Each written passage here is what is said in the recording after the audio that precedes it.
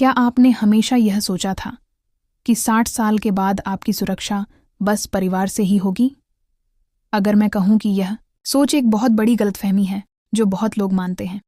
सच्चाई जितनी भी कड़वी हो यह है कि 60 साल के बाद की जिंदगी में सिर्फ परिवार का सहारा काफी नहीं होता।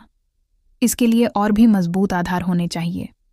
आज मैं आपको ऐसे 5 जरूरी आधार बताने वाली हूं जो न सिर्फ आपकी आज़ादी बल्कि आपकी शांति, इज्जत और आज़ादी को भी कायम रखेंगे। और अच्छी बात यह है कि आप इन्हें अपनी अभी की हालत चाहे जैसी भी हो आज से ही लागू कर सकते हैं। तैयार हो जाइए, क्योंकि जो बातें आप अभी सुनने वाले हैं वह शायद आपकी सोच हमेशा के लिए बदल देंगी। जब कोई 60 साल का हो जाता है तो जिंदगी को देखने का नजरिया बदल जाता है। पहले जो बातें पक्की लगती थीं अब उन पर सवाल उठने लगते हैं। सबसे बड़ा सवाल यह होता है, आखिर किस पर या किस चीज़ पर भरोसा किया जाए कि बुढ़ापे में चैन और इज्जत से जी सके।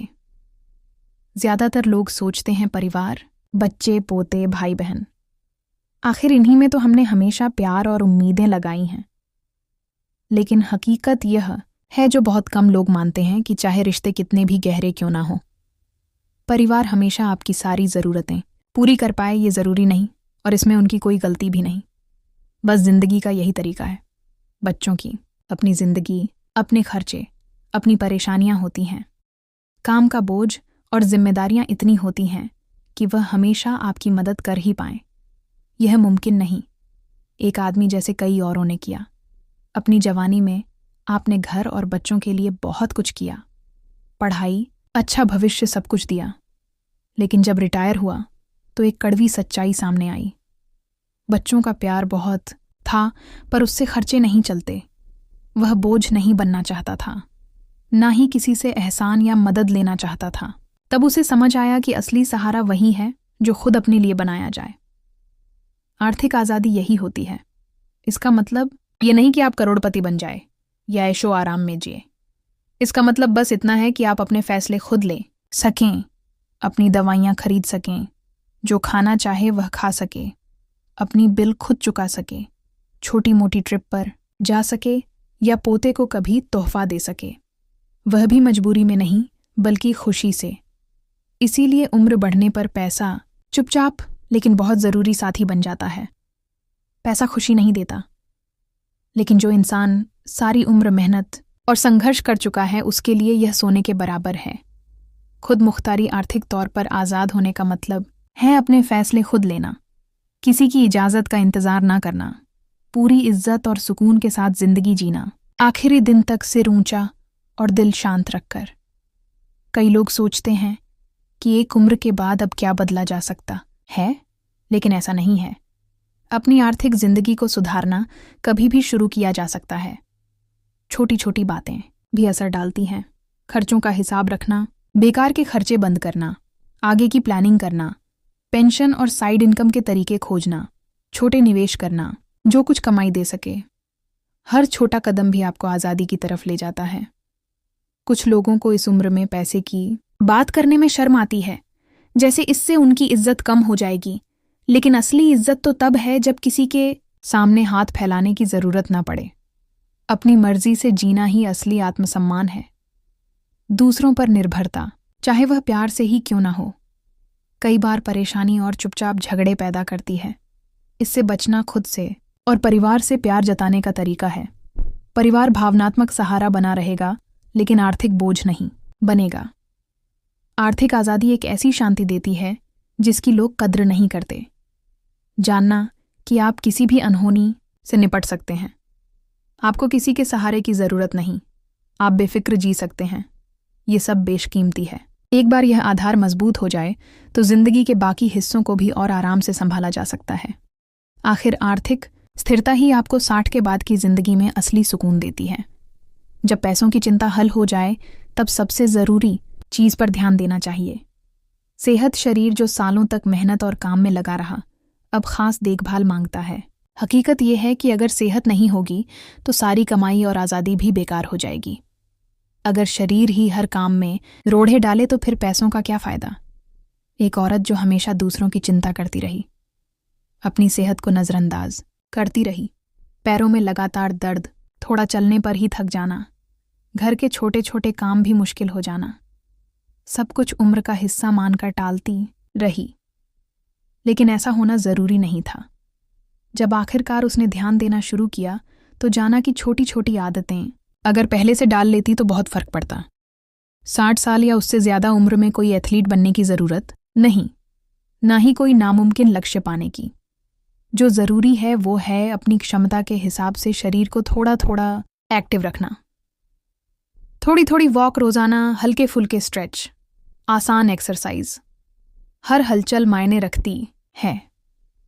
सालों की निष्क्रियता के बाद भी शरीर जवाब देता है। हल्की कसरत से थकान कम होती है, दर्द में राहत मिलती है और नींद भी बेहतर होती है। फिजिकल एक्टिविटी के अलावा खान पान पर भी ध्यान देना ज़रूरी है। पुरानी खाने की आदतें छोड़ना मुश्किल होता है, लेकिन उम्र बढ़ने के साथ शरीर वैसा जवाब नहीं देता। नमक, चीनी और तेल, घी कम करना, ज़्यादा फल, सब्जियां और साबुत अनाज खाना बहुत फ़ायदेमंद होता है। कोई कठिन डाइट नहीं करनी, बस सही और लगातार फैसले लेने हैं। जब खाना दवा की तरह इस्तेमाल हो तो उसका असर कमाल का होता है। एक और चीज़ जो बिल्कुल भी नज़रअंदाज नहीं करनी चाहिए वह है रेगुलर मेडिकल चेकअप। बहुत लोग डॉक्टर के पास जाने से डरते हैं, झिझकते हैं या भरोसा नहीं करते। लेकिन अगर बीमारी की शुरुआत में ही पता चल जाए तो इलाज आसान और असरदार होता है। Blood pressure, sugar, cholesterol, kidney function, आँखों और कानों की जांच जैसी छोटी छोटी बातें ही आपकी ज़िंदगी की क्वालिटी बनाए रखती हैं। स्वस्थ रहना सिर्फ जिंदा रहने की बात नहीं है, ये खुद से और अपने अपनों से सम्मान दिखाने का तरीका है। जब शरीर ठीक रहता है तो हमारे पास औरों के साथ वक्त बिताने, बातचीत करने, बाहर घूमने और प्लान बनाने की ताकत होती है। मजबूत शरीर आपको रोज़मर्रा की मुश्किलों का सामना करने का हौसला देता है और दूसरों पर निर्भरता कम करता है। इससे आत्मविश्वास में भी बड़ा फर्क आता है। जब आप खुद से अपने काम कर सकते हैं, अपनी ताकत और सहन शक्ति में सुधार देख सकते हैं, तो एक शांत लेकिन गहरी संतुष्टि मिलती है। सेहत ही असली साथी है। अगर इस उम्र में पूरी तरह जीना है और जिन लोगों को पहले से ही कुछ शारीरिक दिक्कतें हैं उनके लिए भी हमेशा कुछ ना कुछ करने का रास्ता होता है। हल्की फुल्की एक्सरसाइज करना, डॉक्टर से सलाह लेना, सपोर्टिव इक्विपमेंट का इस्तेमाल करना, बस हार नहीं माननी। हर छोटी जीत आपको आगे बढ़ने की हिम्मत देती है। सेहत कोई मंजिल नहीं बल्कि लगातार ध्यान और देखभाल की यात्रा है। जब शरीर संतुलन में होता है तो वही आधार बनता है एक और बेहद ज़रूरी चीज़ का, हमारे रिश्तों और जुड़ावों का, जो हमारे दिनों में भरते हैं जब पैसा और सेहत दोनों कंट्रोल में हो। तब जो चीज़ सबसे ज़्यादा महसूस होती है वह है दूसरों से जुड़ाव। अकेलापन भले ही परिवार साथ हो, धीरे धीरे बिना बताए दिल दिमाग दोनों पर असर डालता है। इसीलिए दूसरों से जुड़े रहना बहुत ज़रूरी है। एक आदमी था जिसने रिटायरमेंट के बाद महसूस किया कि उसकी रोज़मर्रा की ज़िंदगी खाली होती जा रही है। दिन लंबे लगने लगे, घंटों का कोई मतलब नहीं रहा और धीरे धीरे वो उन छोटी छोटी बातचीतों और मुलाकातों से दूर होता गया जो पहले उसकी दिनचर्या का हिस्सा थी। अकेलेपन ने उसे उदासी और मोटिवेशन की कमी में धकेल दिया। उसकी सेहत पर भी असर पड़ने लगा। फिर एक दिन उसने खुद फैसला किया कि अब बदलाव लाना है। उसने छोटे छोटे कदम उठाए, मोहल्ले की मीटिंग्स, सामूहिक एक्टिविटीज़ और बस दूसरों से बातें करना शुरू किया। फ़र्क साफ था, कोई बड़ा इवेंट नहीं, बस गली में बात करना, ताश खेलना, साथ में टहलना जैसी छोटी चीज़ें। उसने महसूस किया कि वह भी किसी बड़े ग्रुप का हिस्सा है, उसकी भी कदर है और लोग उसे सुनते हैं। 60 के बाद सामाजिक रिश्ते दवाइयों जितने ही ज़रूरी हैं। बातें करना, सुनना, किस्से कहानियाँ बांटना, हंसी मजाक करना, यह सब आपको ज़िंदगी का हिस्सा महसूस कराते हैं। आपको बड़ी दोस्ती की ज़रूरत नहीं, बस 1-2 अच्छे दोस्त भी आपकी भावनात्मक सुरक्षा के लिए काफ़ी हैं। बस इन रिश्तों को बनाए रखने का नियम होना चाहिए।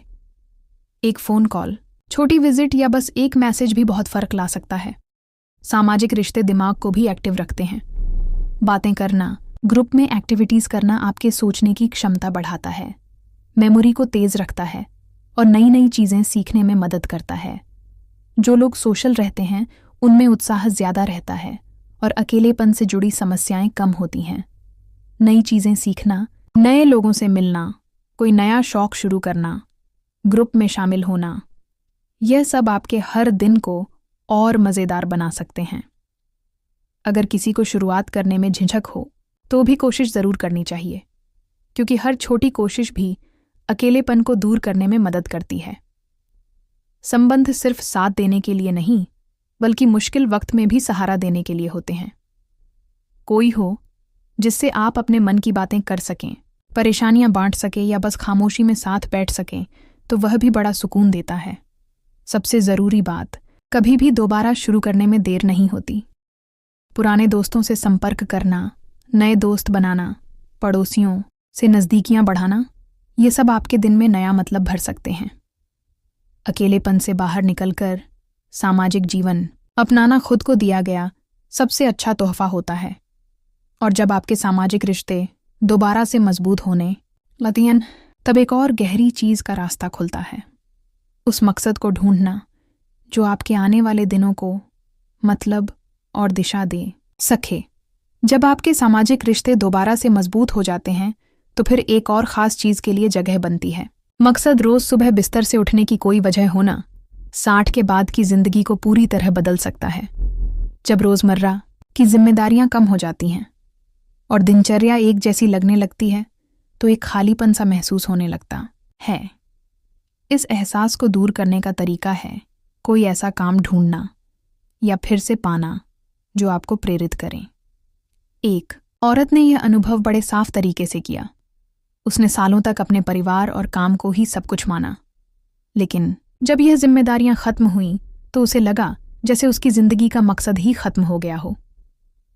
दिन काटना मुश्किल हो गया और उसे ऐसा लगा जैसे उसकी अहमियत खत्म हो गई हो। फिर एक दिन अचानक उसने वह काम ढूंढ लिया जो उसे अच्छा लगा, अपने जीवन का अनुभव दूसरों के साथ बांटना।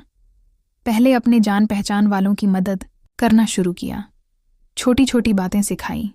यही छोटी शुरुआत बाद में उसके लिए एक मिशन बन गई। उसे फिर से लगने लगा कि उसकी भी कद्र है और वह दूसरों के लिए फ़ायदेमंद है।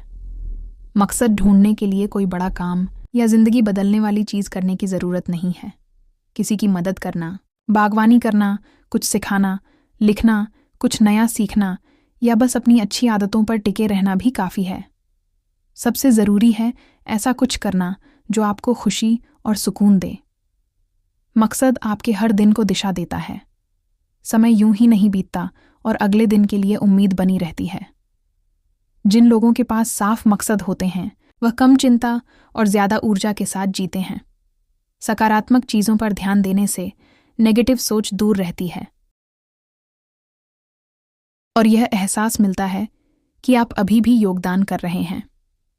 भले ही छोटे छोटे कामों में इस उम्र में आपके पास यह आज़ादी होती है कि जो चाहे वह करें, वह भी बिना पुराने दबावों के। जो काम हमेशा करने की इच्छा थी लेकिन वक्त नहीं मिला, अब वो करने का मौका है। इसमें कोई सही गलत नहीं है। हर किसी का मकसद अलग और ख़ास होता है।